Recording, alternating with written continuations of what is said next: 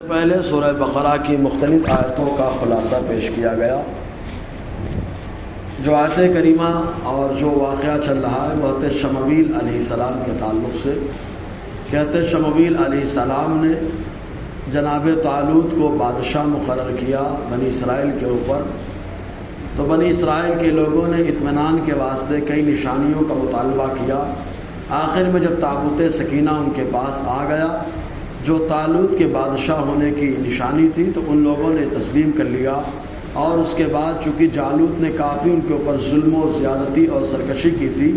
کافی پریشان کیا تھا، اس لیے وہ لوگ جنگ کرنے کے لیے تیار ہو گئے۔ حضرت شمویل علیہ السلام نے اعلان کیا کہ جنگ کرنے کے لیے وہ لوگ تیار ہو جائیں جو فارغ البال ہیں، جن کو کوئی کام نہ ہو،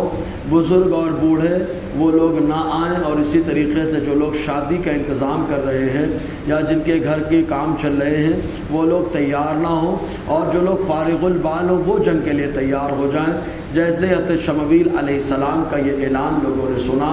تو ایک روایت کے مطابق 80,000 اور دوسری روایت کے مطابق جو حضرت عبداللہ ابن عباس رضی اللہ تعالی عنہما سے مروی ہے کہ 3,03,313 لوگ تیار ہوئے جنگ کرنے کے لیے کہ جالوت سے ہم جا کر کے مقابلہ کریں گے۔ چنانچہ جب جنگ کرنے کے لیے تیار ہو گئے تو جناب طالوت نے ان کو مسلح کیا، صف ان کی بنائی، اور اس کے بعد حضرت شمویل علیہ السلام نے اللہ کا ایک پیغام ان کو سنایا اور ارشاد فرمایا اللہ تعالیٰ تمہارا امتحان لے گا، اگر تم لوگ امتحان میں کامیاب ہوگے تب جا کر تم لوگ جالوت کا مقابلہ کرو گے۔ تو ان لوگوں نے کہا کیسے امتحان ہوگا؟ کہا تمہارے سامنے ایک دریا آئے گا، وہ دریائے فلسطین ہے یا دریائے اردن ہے، روایتوں میں اختلاف ہے۔ اس دریا میں جب تم لوگ کی انٹری ہوگی، داخلہ ہوگا، تو چونکہ یہ دھکالے اور گرمی کا زمانہ ہے، پیاس شدت سے لگے گی، تو جو پیٹ بھر کر پانی پی لے گا وہ جنگ نہیں کر پائے گا اور نہ دریا پار کر پائے گا، اور وہ ہم میں سے بھی نہیں ہوگا۔ ہاں اگر ایک چلو پانی پی لے گا تو اللہ تعالیٰ اس کی پیاس بھی بجھا دے گا اور جنگ کرنے کی صلاحیت بھی اس کے اندر رہے گی، دریا بھی وہ پار کر لے گا۔ تو ان لوگوں نے کہا ٹھیک ہے، اگر یہی امتحان منظور ہے تو ہم لوگ دینے کے لیے تیار ہیں۔ چنانچہ لشکر تیار ہوا، طالوت کی قیادت میں حضرت شمویل علیہ السلام کی سربراہی میں یہ لشکر جالوت کی طرف چل پڑا۔ جب شہر سے نکلا تو اللہ تعالیٰ منظر کشی کرتے ہوئے ارشاد فرماتا ہے فَلَمَّا فَصَلَ طَالُوتُ بِالْجُنُودِ، تو جب جدا ہوئے نکلے طالوت لشکر کو لے کر، قال حضرت شمویل نے کہا ان اللہ مبتلیکم بنہر، بے شک اللہ تعالیٰ تم لوگوں کو آزمانے والا ہے ایک دریا کے ذریعے سے۔ اللہ تعالیٰ کی آزمائش الگ الگ ہوتی ہے، کبھی اللہ تبارک و تعالیٰ دریا کے ذریعے سے آزماتا ہے، کبھی اولاد کے ذریعے سے آزماتا ہے، کبھی مال کے ذریعے سے آزماتا ہے، کبھی وقت کے ذریعے سے آزماتا ہے، کبھی علم سے آزماتا ہے، اور کبھی صحت و توانائی دے کر کے اللہ تعالیٰ آزماتا ہے۔ اس کی آزمائشیں الگ الگ ہے، جہاں پر جیسی ضرورت ہوتی ہے اللہ تبارک و تعالیٰ آزمائش کا معاملہ بھی ویسے ہی رکھتا ہے۔ تو اللہ تعالیٰ فرماتا ہے، حضرت شمویل نے کہا کہ اللہ تعالیٰ تمہارا امتحان لینے والا ہے ایک دریا کے ذریعے سے۔ فَمَنْ شَرِبَ مِنْهُ فَلَيْسَ مِنِّي، تو جو شخص اس سے پی لے گا وہ ہم میں سے نہیں ہے، یعنی جو پیٹ بھر کر کے پی لے۔ حالانکہ دریا کا پانی پاک ہے، صاف ہے، میٹھا ہے، پینے کے لائق ہے، لیکن امتحان کے طور پر ان کو منع کیا گیا تھا پانی مت پینا۔ کبھی کبھی حلال چیز جو ہے کبھی کبھی حرام ہو جاتی ہے، جیسے روزے کی حالت میں پانی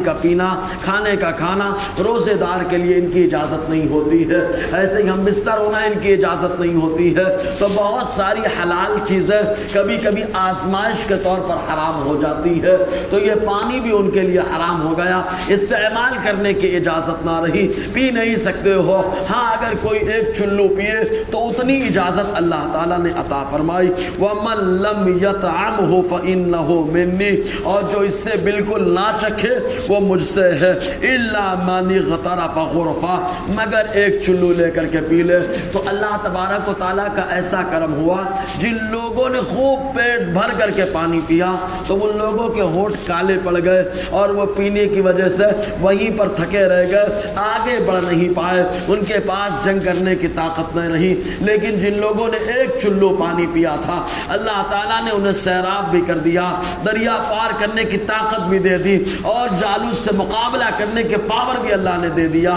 اور وہ لوگ 313 تھے بدری صحابہ کی تعداد کے حساب سے۔ تو اللہ تعالیٰ فرماتا ہے مگر جو لوگ ایک چلو پانی پیے بیدی ہاتھ سے فشربوا منہ الا قلیلا منہ، تو سب نے خوب پیا پانی سوائے ان میں چند لوگوں کے، چند لوگوں کو چھوڑ کر سب لوگوں نے خوب پانی پیا۔ اب یہاں پر ذرا تصور کریں، معلوم یہ ہوا کہ کبھی کبھی پانی پینا یہ بھی وبال جاں بن جاتا ہے اور کبھی کبھی نہ پینا یہ بھی کامیابی کا ذریعہ بن جاتا ہے۔ پاور اور طاقت تو اللہ تبارک و تعالیٰ دیتا ہے، اللہ تعالیٰ جس کا حکم دیتا اتنا پیو اتنی میں اسی میں اللہ طاقت عطا فرماتا ہے۔ جیسے ایک چلو پانی کا حکم پینے کا حکم تھا تو جن لوگوں نے ایک چلو پانی پیا وہ 313 اللہ تعالیٰ نے ان کو سیراب بھی کر دیا اور اللہ تعالیٰ نے دریا پار کرنے کی طاقت بھی دے دی اور جالوت سے مقابلہ کرنے کا پاور بھی دے دیا۔ یہیں سے معلوم ہوا اللہ تعالیٰ جتنی چیز پینے کا یا جتنی چیز کھانے کی اجازت دیتا ہے، حکم دیتا ہے، اتنا ہی استعمال کرے، تب اللہ تعالیٰ انسان کے اندر طاقت و پاور عطا فرماتا ہے۔ جب ان لوگوں نے خوب پی لیا تو ان لوگوں نے کیا کہا، انشاءاللہ اسی پر آگے گفتگو رہے گی۔ اللہ تعالیٰ ہم سب کو فیضان قرآن برکات قرآن سے مالا مال فرمائے۔